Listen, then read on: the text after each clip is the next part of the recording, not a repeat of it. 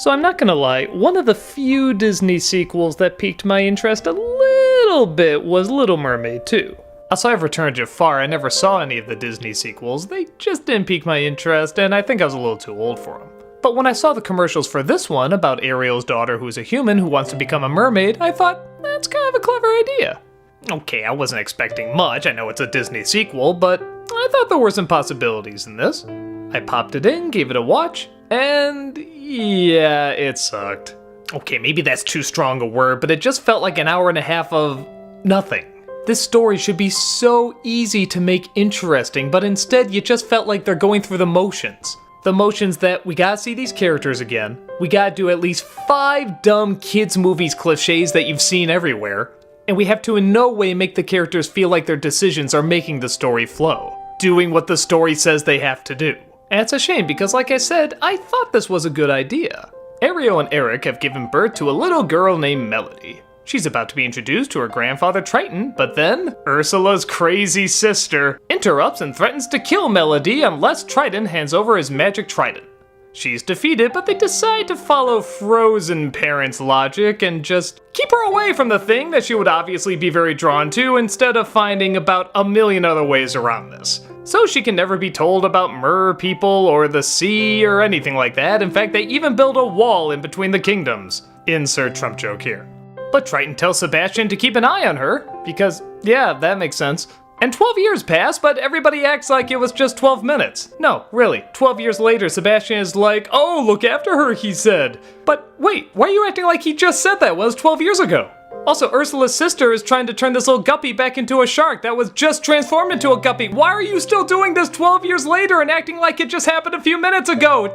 This is the kind of logic this movie runs on. Melody constantly sneaks under the wall and goes into the sea because she loves it so much. She doesn't question that she can talk to crabs and fish and seagulls, but apparently everyone else does and sees her as kind of weird.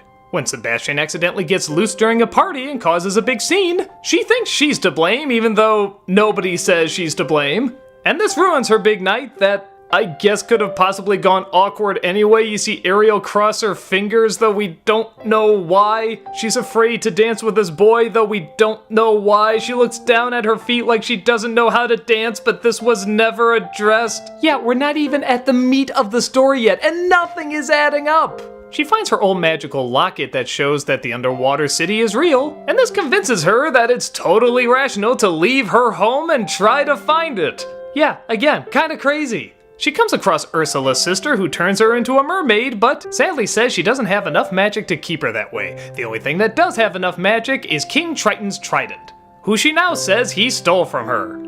Because Melody has succumbed to stupidly written kid syndrome like in all bad scripts, she believes her, thinks Triton is the bad guy, and goes and tries to steal from him. Along the way, she comes across Sea Timon and Pumbaa. Yeah, I'm sure they have other names, but it's just Timon and Pumbaa underwater. And she even totally 100% betrays her mother, while also simultaneously dooming the world. Oh god, is this movie stupid. Every second there's another dumb thing that doesn't add up, or something that just makes a character look selfish or idiotic. When Melody finds out that her mother has been lying to her and that her life is a lie, look at this, she runs right past her dad. The dad doesn't even give a shit. Oh hey Ariel, what's up? What? Attend to your daughter, you idiot! He doesn't even go with Ariel to go find her, he just stays behind and says, good luck!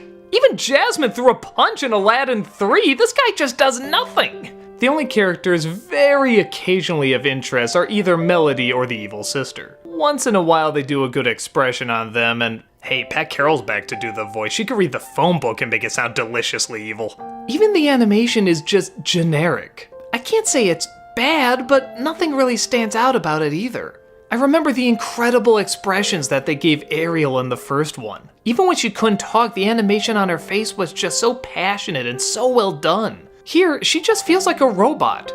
Look kinda happy, look kinda sad, look kinda worried, look kinda whimsical. It's like talking the notes instead of singing the notes. The Disney sequels that had generic animation always had something that stood out about it. Pocahontas 2 had a lot of great expressions and some good nature shots. Beauty and the Beast 2 has some nice winter colors and that awesome organ. This just seems like it's there to do its job, and that's it. I can't totally blame them, I'm sure they were rushed and had to get it out fast. But it's just so weird that nothing, friggin' nothing stands out about it. Even the songs are forgettable. I don't remember a single one.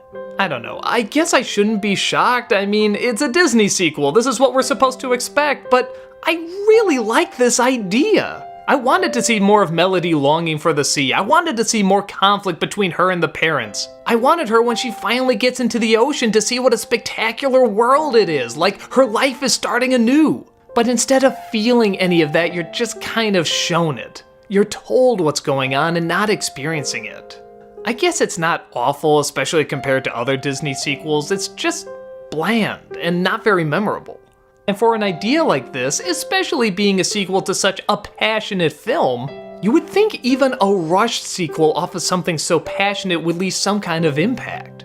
I guess it's fine and corny enough for little kids, but for someone who really loved the beauty, energy, and elegance of the original, for me, this definitely flounders.